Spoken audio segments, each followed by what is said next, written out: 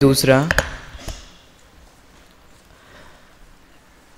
Last समय हमारी जब चर्चा हुई थी, लास्ट कक्षा जब हमारी लगी थी, तब हमने बंध के संबंध में यहाँ सीखा और समझा था। अब उसी बंध की चर्चा को अपन आगे बढ़ा रहे हैं। हमने ये देखा था कि बंध किसे कहते हैं और बंध का स्वरूप क्या है। तो बंध का स्वरूप तो ऐसा है कि जब ये जीव मोहराग द्वेष भाव करता है तो उस जीव के मोहराग द्वेष भावों का निमित्त पाकर हमारे संपूर्ण सराउंडिंग्स में जो कार्माण वर्गणाएं भरी पड़ी हैं, सभी जगह सर्वत्र वे कार्माण वर्गणाएं हमारे मोहराग द्वेष भावों का निमित्त पाकर कर्म रूप से परिणमित होकर आत्मा के साथ एक विशिष्ट प्रकार का संबंध बनाती हैं। और उस विशिष्ट प्रकार के संबंध का नाम है एक क्षेत्र अवगाह संबंध। वो जो विशिष्ट प्रकार का संबंध है वो एक क्षेत्र अवगाह रूप में होता है। कुल मिलाकर जो वर्गणाएं अभी अत्यंत दूर थीं, अत्यंत भिन्न थीं, अब उन्हीं वर्गणाओं का आत्मा के साथ एक क्षेत्र अवगाह संबंध हो जाता है। और जब तक वे उदय में नहीं आती तब तक उनके आत्मा के साथ या तो वे उदय में आए, या तो उनका क्षय हो, या उनका निर्जरा हो। जब तक इन सब में से कोई भी प्रक्रिया पूरी नहीं होती तब तक आत्मा के साथ उनका संबंध रहता है। और फिर वो एक भव से दूसरे भव में भी ट्रांसफर अपने आप। इस प्रकार से ये बंध है। तो ये तो स्थूल चर्चा है जो आप लोग पहले भी सुनकर आए हैं। अब चूंकि अपन कर्णानुयोग पढ़ रहे हैं ना, अब बंध के विशेष प्रकार का भेद जो होता है, जब कर्मों का बंध होता है आत्मा के साथ तो चार चीजें उसमें डिसाइड हो जाती हैं, चार चीजें नक्की हो जाती हैं। वे चार चीजें हैं प्रकृति, प्रदेश, स्थिति और अनुभाग। ये चार हैं। इन चार चीजों को हमें यहाँ समझना है। बिना किसी देरी के अपन प्रारंभ करते हैं। प्रश्न नंबर 9, मैं यहाँ से प्रश्न बोलूँगा और आप सभी लोग मिलकर उत्तर बोलना है। प्रश्न 9, पेज नंबर 31। बंध के कितने भेद हैं?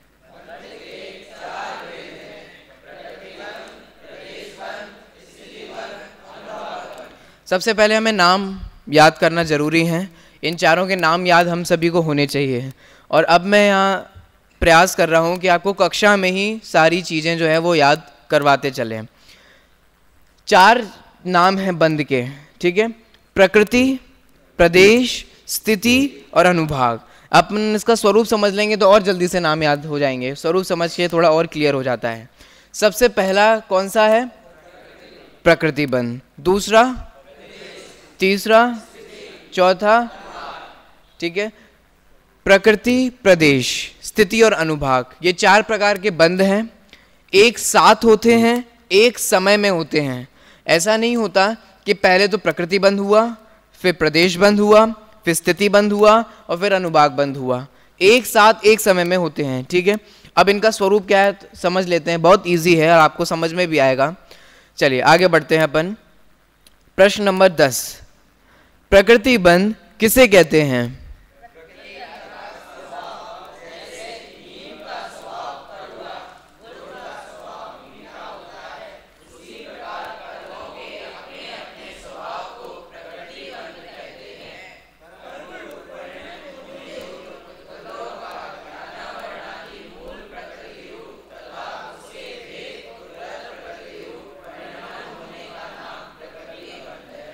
चलिए अब इसको समझते हैं। सबसे पहले आप समझिए, फिर इसको डेफिनेशन से अपन समझेंगे। प्रकृति बंध, प्रकृति का मतलब क्या होता है? वातावरण। प्रकृति का मतलब होता है नेचर। जैसे दुष्ट की प्रकृति दुष्टता, सज्जन की प्रकृति सज्जनता, और जिसे हम वातावरण भी कहते हैं वह भी प्रकृति रूप में जो देखा जाए तो वह भी एक प्रकार से स्वभाव को ही अपन कहते हैं। अब कुल मिला के बात इतनी सी है, जब कोई दुष्ट होता है उसको बहुत समझाया जाता है, खूब समझाने पर भी वो नहीं समझता, तो फिर दूसरे लोग हमें ये समझाते हैं कि भाई इसकी प्रकृति ही ऐसी है, इसका नेचर ही ऐसा है, इसका स्वभाव ही ऐसा है, क्यों इससे मुँह लगते हो, है ना, या क्यों इससे बात करते हो, इसका तो नेचर ही ऐसा है, इसका स्वभाव ही ऐसा है। तो प्रकृति का मतलब होता है स्वभाव, नेचर। अब ऐसे ही कर्मों का अपना अपना स्वभाव है। जैसे ज्ञानावरणी कर्म का अपना अलग स्वभाव है, ज्ञानावरण जो पहली प्रकृति है इसका स्वभाव अलग है, क्या इसका स्वभाव है? ज्ञान पर आवरण डालना। दर्शन आवरणी नाम का कर्म जो है उसका स्वभाव अलग है। क्या काम है उसका? दर्शन को आवरण। ये समझ में आ रहा है ना? इसका मतलब हर एक कर्म का अपना अपना अलग स्वभाव है कि नहीं? अब ऐसे ही ज्ञानावरण प्रकृति की मति ज्ञानावरण का अलग स्वभाव है, श्रुत ज्ञानावरण का अलग स्वभाव है, अवधि ज्ञानावरण का अलग स्वभाव है। मति ज्ञानावरण किस पे आवरण डालेगा? मति ज्ञान पर। श्रुत ज्ञानावरण किस पे आवरण करेगा? अब समझ में आ रहा है? इसका मतलब अब मैं आपसे पूछता हूं, क्या श्रुत ज्ञानावरण अवधि ज्ञानावरण के आवरण में निमित्त बनेगा? क्या अवधि ज्ञानावरण मति ज्ञान के आवरण में निमित्त बनेगा?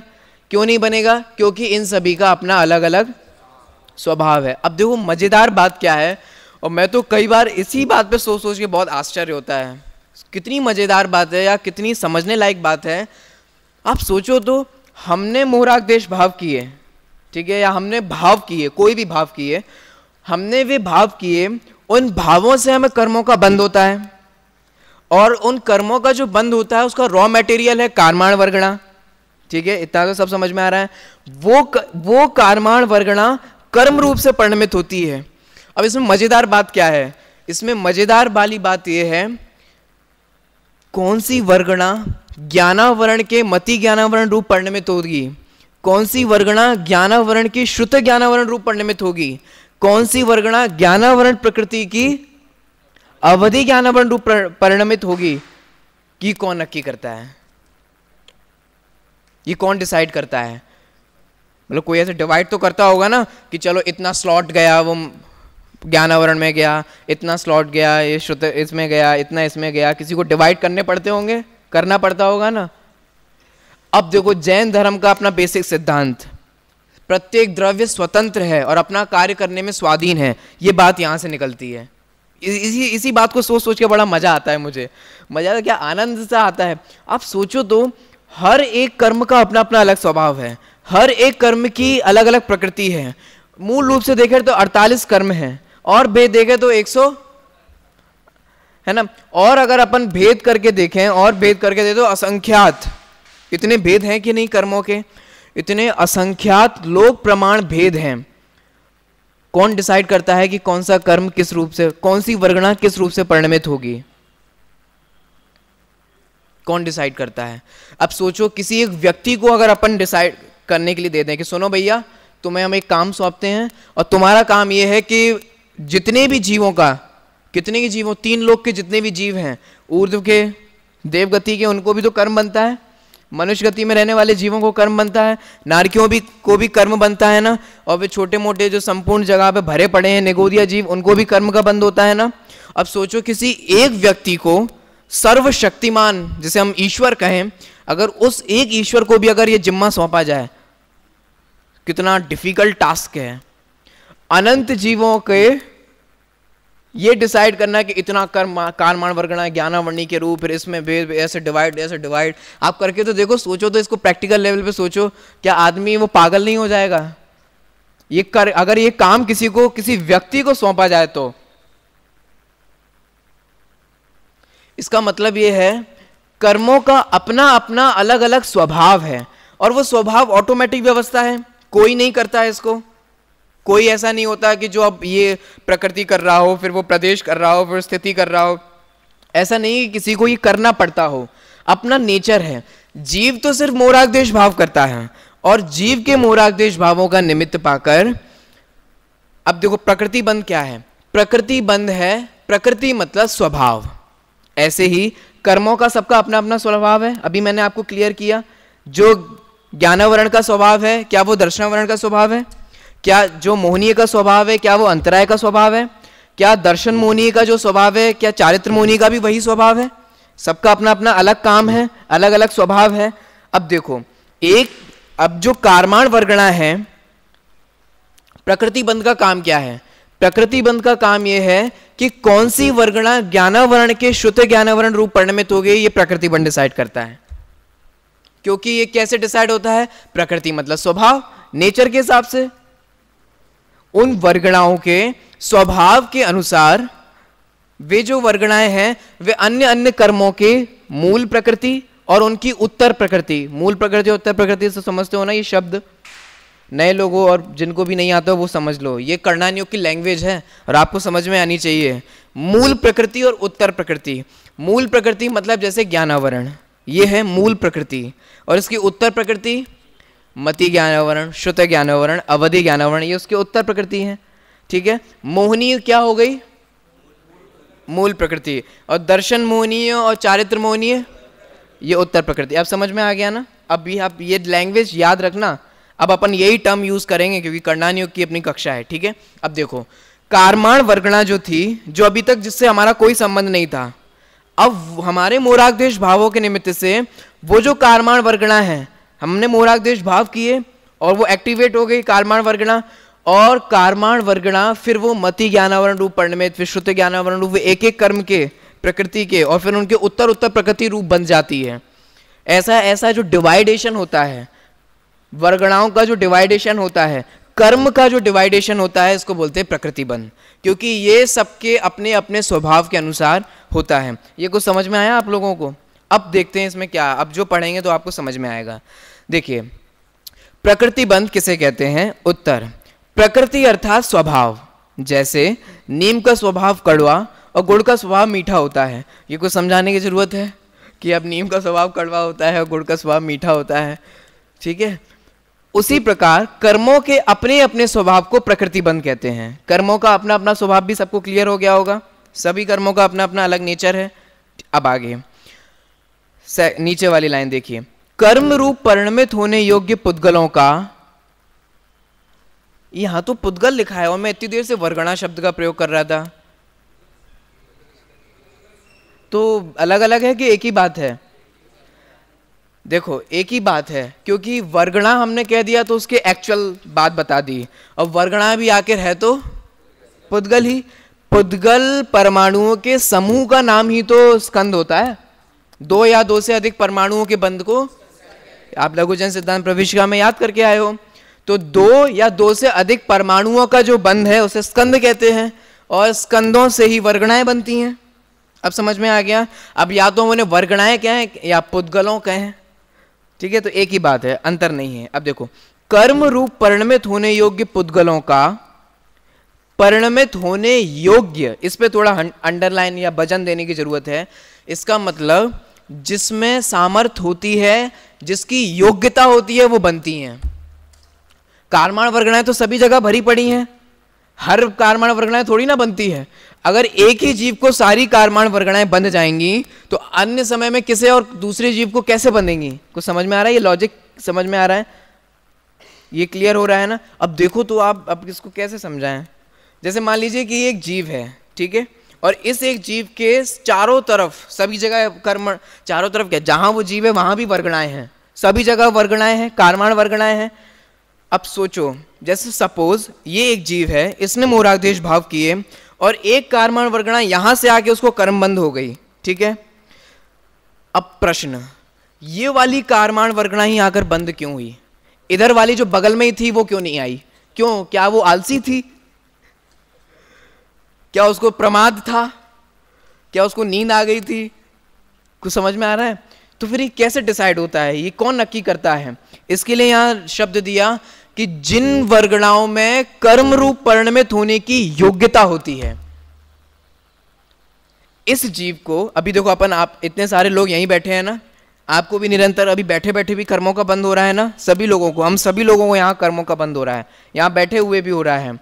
अब देखो कारमाण वर्गणाएं आ रही हैं, सभी जगह आ रही हैं, क्या ऐसा होगा कि इधर वाली के बगल में ट्रांसफर हो जाए? अब देखो कितना ऑटोमेटिक नेचर है और अपने आप स्वभाव है। इसका मतलब जो वर्गणा कर्म रूप परिणमित होने की, जिस वर्गणा में शक्ति होती है, सामर्थ्य होती है, योग्यता होती है, क्योंकि अब देखो इसका उत्तर क्या है, इस जीव को यहां वाली आकर बंधी, तो इसका उत्तर यह है कि उस कारमाण वर्गणा में कर्म रूप बंधने की उस समय की क्या थी? योग्यता थी, इसलिए वो कर्म का क्या हुआ? बंद हुआ, इसलिए वहां वाली कारमाण वर्गणा आई, यहां वाली नहीं आई, या अन्य दूसरी नहीं आई। ये समझ में आएगा? इसीलिए यहाँ योग्य शब्द दिया है। मैंने खुलासा इसलिए किया कि पता नहीं आपको पकड़ में आया होगा कि नहीं होगा। अब समझ में आ गया यहाँ क्या लिखा है? देखो, कर्म रूप परिणमित होने योग्य, मैंने अभी जो खुलासा किया वो किसका किया? इस योग्य शब्द का किया, तो कर्म रूप परिणमित होने योग्य पुद्गलों का या कार्माण वर्गणाओं का ज्ञानावरण आदि मूल प्रकृति रूप तथा उसके भेद उत्तर प्रकृति रूप परिणमित होने का नाम प्रकृति बंध है। पूरी डेफिनेशन क्लियर हो गई, समझ में आ गई? अब देखो इस डेफिनेशन को अभी आपको याद करनी है, यहीं याद करनी पड़ेगी, क्योंकि मेरा आप लोगों से विश्वास उठ गया है। प्रकृति बंध, ठीक है? तो प्रकृति का मतलब सबसे पहले क्या होता है? स्वभाव। उसके लिए यहाँ क्या एग्जाम्पल दिया? जैसे नीम का स्वभाव कड़वा और गुड़ का स्वभाव, ऐसे ही सिद्धांत पे घटित करो, कर्मों का प्रकृति बंध कहते हैं, ठीक है? ये तो हुई सामान्य परिभाषा। अब प्रकृति बंध का क्या कहा कि कर्म रूप से परिणमित होने योग्य जो वर्गणाएं हैं उनका डिवाइडेशन होना। ये कुछ समझ में आया ना? डिवाइड तो होंगी ना, क्योंकि देखो जब इसको आप ऐसे समझिए, ज्ञानावरण का अलग अपना स्वभाव है, दर्शनावरण का अलग स्वभाव है। इसका मतलब ज्ञानावरण रूप जो वर्गणाएं बंधी उसका भी नेचर अलग होगा, और जो दर्शनावरण रूप वर्गणा बंधी उसका नेचर अलग होगा। अब क्लियर हो गया ना?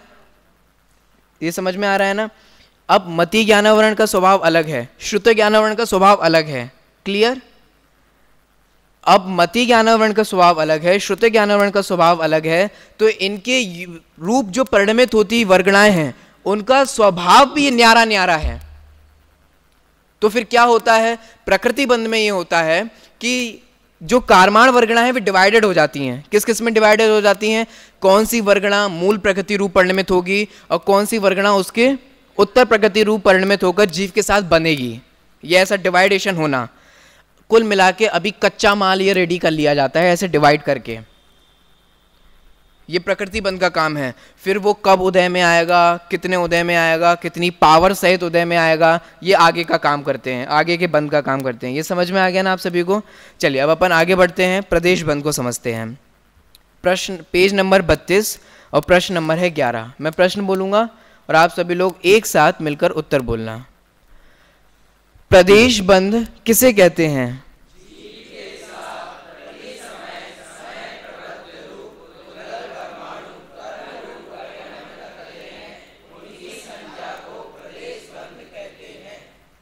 अब देखो, जीव के साथ प्रत्येक समय में कर्मों का बंध होता है, ठीक है? ये तो क्लियर हो गया।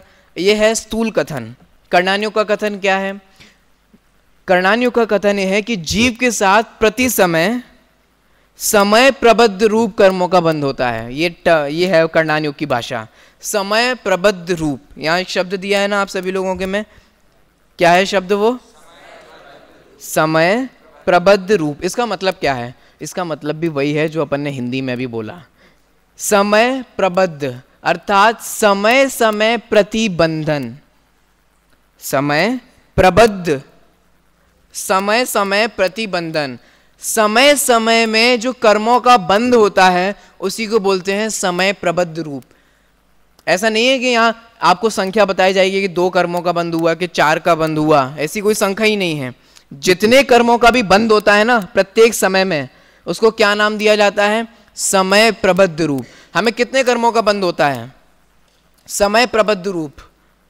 ये कर्णान्यों का एक टर्म है, ठीक है? इसका मतलब समझ में आया? समय प्रबद्ध रूप, समय समय प्रतिबंधन। प्रत्येक समय में जो कर्मों का बंध हो रहा है उसे ही समय प्रबद्ध रूप ये शब्द कहते हैं। अब देखो यहाँ ध्यान दो, जीव के साथ प्रति समय हर क्षण में जितने कर्मों का बंध होता है उसको बोलते हैं प्रदेश बंध। ये मोटा मोटा रूप में आप समझो, जितने भी कर्मों का बंध होता है। अब कितने कर्मों का बंध होता है? 8 कर्मों का बंध होता है। ये स्थूल कथन है वास्तव में। तो कर्णान्यों की अपेक्षा से किया गया कथन क्या है? समय प्रबद्ध। ये कर्णान्यों का एक टर्म है, एक शब्द है। जीव के साथ प्रत्येक समय में जितने भी कर्मों का बंध होता है उसको बोलते हैं समय प्रबद्ध रूप। तो देखो क्या कह रहे हैं यहाँ पे, जीव के साथ प्रति समय जितने पुद्गल परमाणु कर्म रूप परिणमन करते हैं। तो कितने करते हैं? कितने पुद्गल परमाणु परिणमन करते हैं? कोई नाम तो होंगे, संख्या तो होगी, 4, 5, 6, 15, 20, संख्यात असंख्यात। नहीं, ऐसे ही कोई संख्या निश्चित नहीं की गई है। देखो इसको ऐसे समझिए, संख्या का नाम तो है प्रदेश बंध। जीव के साथ प्रत्येक समय में कितने कर्म बंध रहे हैं, कितने पुद्गल बंध रहे हैं, इसको और इजी करते हैं, पुद्गल परमाणुओं का बंद हो रहा है, कितने पुद्गल परमाणुओं का बंद हो रहा है। तो मोटा मोटा अपन कह रहे हैं कारमाण वर्गणाएं हैं, अनंत स्कंद है, ये तो मोटा मोटा कथन है, ठीक है। अब वास्तविक कथन क्या है, समय प्रबद्ध रूप बन रहे हैं, ये शब्द दिया जाता है। तो जीव के साथ प्रत्येक समय में कितने पुद्गल बन रहे हैं, तो समय प्रबद्ध रूप, ये उनकी संख्या है। अब देखो, मोह राग द्वेष भावों के निमित्त से ये डिवाइडेशन हुआ, मोह और योग के निमित्त से जिसे अपन कहते हैं, तो उनसे ये डिवाइडेशन हुआ। क्या डिवाइडेशन हुआ कि कौन सा किस रूप परिणमित होगा, कौन सा किस रूप परिणमित होगा, ऐसा डिवाइड हुआ। फिर ऐसा डिवाइड होने के बाद किसकी कितनी संख्या है, किसमें कितने पुद्गल परमाणु हैं, किसकी कितने पुद्गल परमाणु हैं, किसके कितने पुद्गल परमाणु हैं, ऐसी जो संख्या है इसको बोलते हैं प्रदेश बंध। कुल मिला के बहुत इजी कहें, एक एक शब्द में कहें, कर्मों का अपना अपना स्वभाव ये प्रकृति बंध है, उनकी संख्या ये प्रदेश बंध है। ये सबसे सरल एक एक शब्द में, नेचर स्वभाव ये प्रकृति बंध है और उनकी संख्या प्रदेश बंध है। कितनी संख्या है वो, समय प्रबद्ध रूप, ठीक है। अब देखिए एक बार फिर से देख लीजिए, जीव के साथ प्रति समय समय प्रबद्ध रूप पुद्गल परमाणु कर्म रूप परिणमन करते हैं। उनके प्रमाण अर्थात संख्या को, उनकी जो संख्या है और वो संख्या ही समय प्रबद्ध रूप है, उसको क्या कहते हैं, प्रदेश बंध कहते हैं। अब देखो इसको सरल कीजिए और याद करने की दृष्टि से, जीव के साथ जो प्रति समय कर्मों का बंध हो रहा है, कितने, समय प्रबद्ध रूप, और उनकी संख्या जो है उस संख्या को ही क्या कहते हैं, प्रदेश बंध कहते हैं, ठीक है। अब आगे बढ़ते हैं, स्थिति बंध। स्थिति बंध किसे कहते हैं, मैं प्रश्न बोलूंगा और आप लोग उत्तर बोलना। प्रश्न नंबर 12, स्थिति बंध किसे कहते हैं,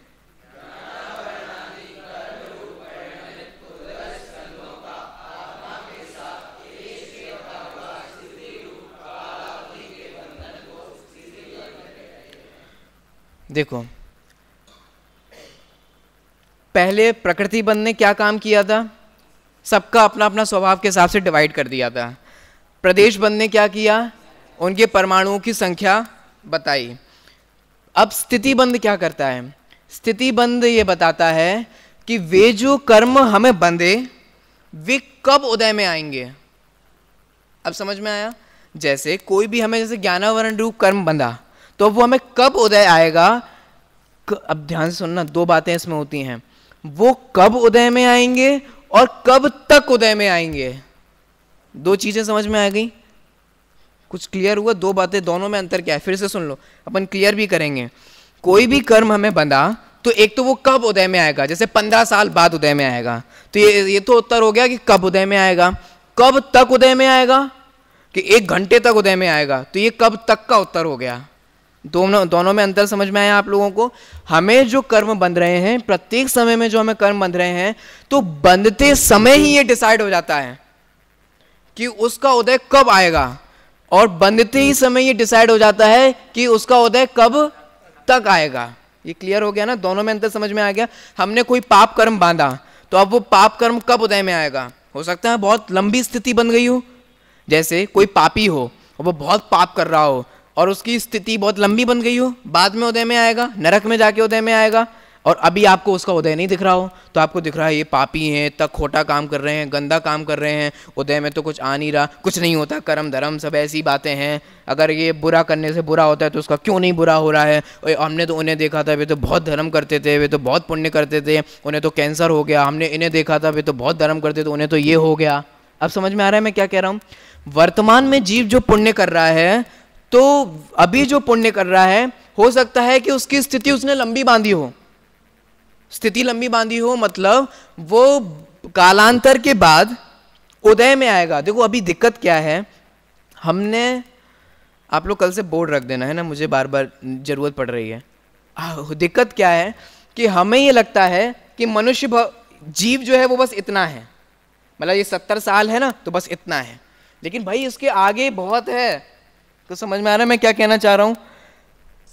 अगर इतने में उदय में नहीं आ रहा है, अब क्या समझ में तो आ रहा है, मैं पेंसिल नहीं लाया, समझ में तो आ रहा है ना, एक पेन देना मेरे को, मैं पेन से समझाता हूँ। जैसे मान लीजिए ये तो हुआ हमारा मनुष्य भव और ये जीव का अनादिकाल। अरे ये तो अनादिकाल आ गया हाथ में देखो, तो ये तो जीव का मनुष्य भव है। अब किसी जीव ने यहाँ इस समय कर्म बांधा और उसकी ऐसी स्थिति बांधी कि यहाँ उदय में आएगा, और हम चाहते हैं कि इधर दिखाई दे हमें वो उदय। अब देखो तो जिस उसने इधर जब वो कर्म बांधा तभी ये डिसाइड हो गया था कि इस समय उदय में आएगा, ये नक्की हो गया था ना। यहां उदय में नहीं आ रहा है इसका मतलब ये नहीं है कि यहां भी नहीं आएगा। कुछ समझ में आ रहा है ना क्या हो रहा है? आप अभी पाप कर रहे हो और कुछ फर्क ही नहीं पड़ रहा हो सकता है, निश्चित रूप से हो सकता है, और आपको लगे कि इसका हमें फल ही नहीं मिलेगा, तो आप गफलत में हो, भ्रम में हो, क्योंकि इतनी लाइफ में उदय में नहीं आ रहा है तो उसका मतलब ये नहीं कि आगे उदय में नहीं आएगा। ठीक है, तो स्थिति का मतलब क्या होता है, जब हम कर्म बांधते हैं तभी ये डिसाइड हो जाता है कि उनका कब उदय में आएगा। कब उदय में आना और कब तक वे उदय में आएंगे, इसी को क्या बोलते हैं, स्थिति बंध। देखिए परिभाषा से समझते हैं। ज्ञानावरणादि कर्म रूप परिणमित पुद्गल स्कंदों का, अब ये तो देखो मैंने आपको समझाया, मूल बात तो सिर्फ इतनी सी है कि कर्मों का उदय कब आएगा और कब तक आएगा। अब उसको परिभाषा देनी है तो एक अच्छे से शब्दों में पिरोना पड़ेगा कि नहीं पिरोना पड़ेगा। अब यहाँ पे उन्हीं शब्दों में पिरोया गया है। देखिए ज्ञानावरणादि कर्म रूप परिणमित पुद्गल स्कंदों का, ये पूरी की पूरी लाइन आप खुद भी बना सकते हो। ज्ञानावरणादि कर्म रूप परिणमित पुद्गल स्कंदों का आत्मा के साथ एक क्षेत्र अवगाह स्थिति रूप, ये सब पुरानी बातें हैं जो हम बस समझ में आए हैं। मेन बात क्या है, कालावधि के बंधन को, काल और अवधि, अवधि मतलब सीमा, समय, कि उनका कब उदय में आएगा, किस समय में उदय में आएगा, इसको बोलते हैं कालावधि। तो देखो क्या कहा जा रहा है, जो कर्म ज्ञानावरणादि रूप से परिणमित हुए हैं और ज्ञानावरणादि रूप से परिणमित होकर आत्मा के साथ एक क्षेत्र अवगाह संबंध बना लिया है, ये सारी बातें पुरानी हैं, आप चाहे कॉपी पेस्ट करिए पीछे से, क्योंकि आप ये पढ़कर आए हो। ठीक है, बंद की परिभाषा में और अन्य परिभाषाओं में। अब देखो याद कैसे करना है इसको, याद ऐसे करना है, ज्ञानावरणादि रूप परिणमित पुद्गल स्कंदों का आत्मा के साथ जो एक क्षेत्र अवगाह संबंध होता है, ये सब पुराना है। अब उनके एक क्षेत्र अवगाह संबंध के कालावधि के बंधन को,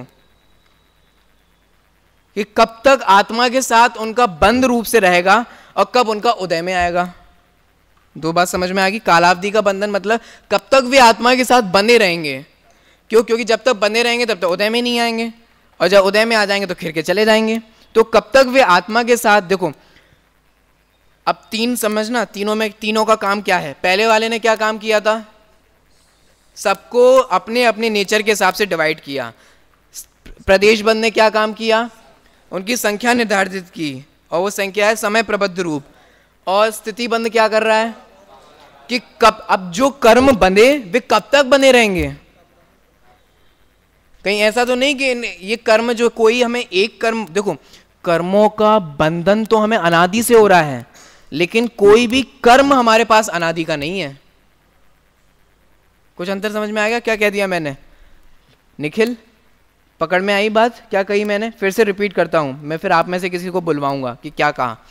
कर्मों का बंध तो इस जीव को हमें अनादि से हो रहा है, लेकिन हमारे पास कोई भी ऐसा कर्म नहीं है जो अनादि का हो। क्यों साहब ऐसा क्यों कहते हो? क्योंकि सबसे उत्कृष्ट स्थिति अगर किसी भी कर्म की है तो वो मोहनीय कर्म की है, और वो है 70 कोड़ा कोड़ी। इसका मतलब वो भी अनादि का तो नहीं होता ना। अगर हमारे पास सबसे पुराना माल होगा तो वो कितना पुराना होगा? 70 कोड़ा कोड़ी भी बहुत होता है ना। कोड़ा कोड़ी करोड़ का मल्टीप्लाई करो करोड़ में, सोचो इतना इतना बड़ा। अब इतना पुराना हमारे पास होगा, हाँ 70 कोड़ा कोड़ी सागर, तो हाँ तो इतना पुराना। आप देखो कोड़ा कोड़ी, और वो कोड़ा कोड़ी सागर में। अब मैं तो आपसे ये कह रहा हूं कितना भी पुराना क्यों ना हो, लेकिन अनादि का नहीं है। इसका मतलब क्या हुआ? अनादि काल से कर्मों का बंध तो हो रहा है, लेकिन कोई भी कर्म हमारे पास अभी तक अनादि का अवेलेबल नहीं है। ये समझ में आ रहा है ना? अब देखो इसका मतलब ये हुआ, अब देखो ऐसे ही जैसे मोहिनी की 70 कोड़ा कोड़ी सागर है ना, ऐसी हर कर्मों की ये तो उत्कृष्ट स्थिति है, मतलब मैक्सिमम है, जरूरी नहीं है कि हर किसी को इतनी इतनी मैक्सिमम ही बने, तो सबको अपने अलग अलग बनती हैं। तो ये सब किसी को किसी का बन रहा है, किसी को कब बन रहा है, किसी को कब, ऐसे अलग अलग बनता है। तो सभी का कालावधि अलग अलग बन रही है। और ये कैसे डिसाइड होता है, कौन डिसाइड करता है? वो सर्वशक्तिमान ईश्वर डिसाइड करता होगा कि हमारे कर्म का उदय कब आएगा। क्यों? अपन डिसाइड करते होंगे, है ना? अपन करते हैं? क्यों करते हो आप लोग? आप लोगों को कर्म बंद हो रहा है, अभी आप मेरी क्लास सुन रहे हो कि अपने कर्मों का डिसाइड कर रहे हो कि कब उदय में आएंगे? कुछ समझ में आ रहा है? अब सोचो तो, अब कर्तापन वाली जो बुद्धि है वो यहाँ आके करनानी उससे भी तो टूटती है, कर्तापन की बुद्धि। अब देखो ना, तो हम ये डिसाइड करते हैं कि कौन सा स्लॉट इसमें जाएगा, कौन सा उसमें जाएगा, कौन सा इसमें जाएगा, ना हम ये डिसाइड करते हैं कि इतनी संख्या इसको दे दो, इतनी संख्या इसको दे दो, इतनी संख्या इसको दे दो, ना हम ये डिसाइड करते हैं। ना हमसे ये पूछा जाता है कि बोलो भैया अभी जो तुम पुण्य कर रहे हो वो तुम्हारे कब उदय में चाहिए, तो लिख लें, उस हिसाब से तुम्हारा फिर हम उदय करें। और अभी जो पाप कर रहे हो वो सोचो, अगर ऐसा ही हो तो हम तो यही चाहेंगे कि अभी जो हम पुण्य कर रहे हैं और जितना भी हमने पुण्य किया है वो सब अभी अभी उदय में आए, और पाप वो तो उदय में ही नहीं आए, उसको तो पोस्टपोन करते जाएं, आगे बढ़ाते जाएं, आगे बढ़ाते और आगे बढ़ा दो, और स्थिति बढ़ा दो, और स्थिति बढ़ा दो। अब देखो हमसे पूछ के ये सब होता है क्या? नहीं होता ना। हम तो सिर्फ मोरादेश करके निमित्त बनते हैं, और कर्मों का ये सारा काम अपने आप होता है, ऑटोमेटिक होता है। इसीलिए जैन दर्शन में कहा जाता है कि प्रत्येक कण स्वतंत्र है अपने अपने कार्य को करने में। ये पुद्गल भी विकल्प से अपना काम नहीं करते हैं, अचेतन होने के बावजूद भी कितनी अच्छी व्यवस्था है। सोचो, चेतन लोगों की व्यवस्थाएं फेल हो जाती हैं, अपन लोगों की व्यवस्थाएं जो अपन करते हैं, और ये कर्मों की जो अनादि से व्यवस्था है वो कितनी निराबाद रूप से ऑटोमेटिक और सिस्टमैटिकली चल रहा है। मैन मेड व्यवस्था तो फेल हो जाती है, और ऑटोमेटिक व्यवस्था है वो जो कर्मों की, ये भी देखो कितनी सक्सेसफुली चल रही है। मैं तो आपको ये बता रहा हूँ। तो आपको समझ में आए? 3 बातें क्लियर हो गई। अंतिम बात और कर लेते हैं, फिर अपना ये टॉपिक क्लियर हो जाएगा, ठीक है? 13वें नंबर का प्रश्न, मैं प्रश्न बोलूंगा और आप लोग उत्तर बोलना। अनुभाग बंध किसे कहते हैं?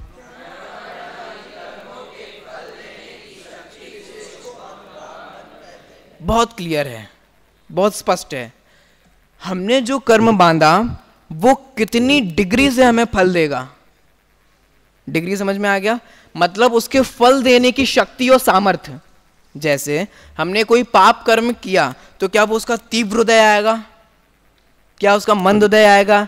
अब इसमें भी, अब देखो ये तो हमने मोटा मोटा कह दिया तीव्र और मंद, इसमें भी कितने भेद हो सकते हैं। कुल मिला के हमने जो पुण्य किया उसकी पावर क्या होगी। जैसे दुनिया में मेडिसिन की अलग अलग mg की पावर होती है ना, 25 mg की अलग पावर है, 50 mg की अलग पावर है, 100 mg की पावर, ये मेडिसिन की पावर होती है ना। हम जिस mg वाली मेडिसिन लेंगे वो उतने पावर से हमारी बॉडी में रिएक्ट करेगी। ये क्लियर हो रहा है ना? ये समझ में आ रहा है ना उदाहरण? ऐसे ही कर्मों के फल देने की शक्ति, कि हमने जो कर्म बांधा वो कितनी पावर से उदय में आएगा। ये मान लो कि फुस्स करके ही निकल जाएगा। कुछ समझ में आ गया ना? मतलब हमने कोई पुण्य किया, बहुत पुण्य, मतलब मान लो कि हम बहुत देर तक, हमें लग रहा है कि हम बहुत देर तक हमने बैठे तो हमें बहुत पुण्य बनेगा, लेकिन आपको पाप, आपके भाव नहीं लग रहे थे, आपको मजा नहीं आ रहा था, आपको आनंद नहीं आ रहा था, आप समय काटना चाह रहे थे, तो आप सिनेमा हॉल में नहीं बैठे हो, इधर बैठे हो, तो इस हिसाब से थोड़ा बहुत पुण्य तो लग जाएगा, लेकिन वो फुस वाला समझ में आ गया? उसकी अनुभाग कम होगा, शक्ति कम होगी, फल देने की सामर्थ्य कम होगी। एक होता है धमाका वाला, छप्पड़ फाड़ के देने वाला, है ना? तो मतलब जब पुण्य का उदय आएगा, अब समझो, जब पुण्य और पाप, तो अपन ये भेद कर रहे हैं प्रशस्त प्रकृति और अप्रशस्त प्रकृति। जब आप अगले साल गवर्नमेंट साल पढ़ोगे ना, तो आप डिवाइडेशन पढ़ोगे कि कौन सी प्रशस्त प्रकृतियां हैं, कौन सी अप्रशस्त प्रकृतियां हैं, ऐसा सब कुछ समझोगे। तो मतलब हम जो कर्म बांध रहे हैं उस कर्म का कितना फल से उदय में आएगा, मतलब कितनी पावर सहित उदय में आएगा, उसको बोलते हैं अनुभाग। अब देखो, जैसे ही हम मोरादेश करते हैं वैसे ही 4 चीजें अपने आप हो जाती हैं। चारों चीजें, मतलब जैसे कंप्यूटर में आप फीड करते हो ना, सारा चीज, नाम, पता, ये वो, घर का एड्रेस, फोन एड्रेस, सारा वो फीड हो जाता है ना व्यक्ति का। ऐसे ही एक समय में ये चारों चीजें हो जाती हैं। क्या क्या हो जाता है? प्रकृति हो जाती है कि किस किस का कौन सा नेचर है, और प्रदेश, किस किस की कौन सी संख्या है, स्थिति, कब कौन सा कब उदय में आएगा और कब तक उदय में आएगा, और अनुभाग कि वो कब उदय में आएगा, कब तक उदय में आएगा, ये तो छोड़ो, कितनी पावर से उदय में आएगा। जैसे कोई दर्द हो रहा है तो 15 साल तक तुम्हें दर्द बना रहेगा सपोज, लेकिन कभी किसी पावर से उदय में आएगा, कभी बहुत दर्द करेगा, कभी कम दर्द करेगा, कभी दर्द में आराम मिलेगा, है ना। इसी को अंतर समझ में आ रहा है ना। पावर में कभी बहुत दर्द होगा, कभी कम दर्द होगा, कभी उसके मजला वाला होगा, अपन तो ऐसे डिवाइड कर सकते हैं और क्या करें। तो कुल मिला के कितनी पावर सहित उसका कर्मों का उदय में आएंगे, इसको ये कैसे डिसाइड होता है, अनुभाग बंध से। 4 चीजें आपको क्लियर हो गई बंध की, पहली, दूसरी, तीसरी और चौथी अनुभाग बंध। तो प्रकृति, प्रदेश, स्थिति और अनुभाग, ये होता है बंध। अब कर्म जो बंधते हैं ना, ये तो मोटा मोटा कहना है कि कर्म बंध गए, तो बंध गए तो क्या बंध गए, ये चारों चीजें हो गई, सब कुछ नक्की हो गया, अपने अपने रूप परिणमित हो गई, उनकी संख्या नक्की हो गई, वे कब उदय में आएंगे ये नक्की हो गया, कब तक उदय में आएंगे ये नक्की हो गया, और वे किस तीव्रता से, मंदता से, किस अपनी पावर से उदय में आएंगे, ये भी सब कुछ क्या हो गया, कैसे हो गया, किसने किया, भगवान ने तो नहीं किया, अपन ने तो किया ना, अपन ने तो किया ना, ये अपन ने नहीं किया, सचमुच तो अपन ने भी कहां नक्की किया, जीव ने क्या प्रकृति, प्रदेश, स्थिति, अनुभाग ये नक्की किए, जीव ने तो मात्र मोह राग द्वेष भाव किए। तो समझ में आ रहा है मैंने क्या कहा, जीव तो सिर्फ कर्ता भी बनता है, तो किसका कर्ता बनता है, मोह राग द्वेष भावों का कर्ता बनता है। जीव तो सिर्फ भाव करता है और ये प्रक्रिया ऑटोमेटिकली कर्मों में हो जाती है, एक एक चीज नक्की हो जाती है, और ये सभी जीवों के साथ हर समय में होता है। इस प्रकार से हमने ये प्रकृति, प्रदेश, स्थिति और अनुभाग, ये कर्म की पहली अवस्था को समझा। कर्म की कितनी अवस्थाएं हैं, पुराने प्रश्न आप पढ़ चुके हो, एक बार रिवीजन करके आना। कर्मों की 10 अवस्थाएं हैं और उन 10 अवस्थाओं में से हमने सिर्फ पहली अवस्था समझी है और जिसका नाम है बंध। अगला कौन सा है, अब इनका क्या स्वरूप है वो अपन आगे की कक्षाओं में देखेंगे। अभी की बात को यहीं पर समाप्त करते हैं।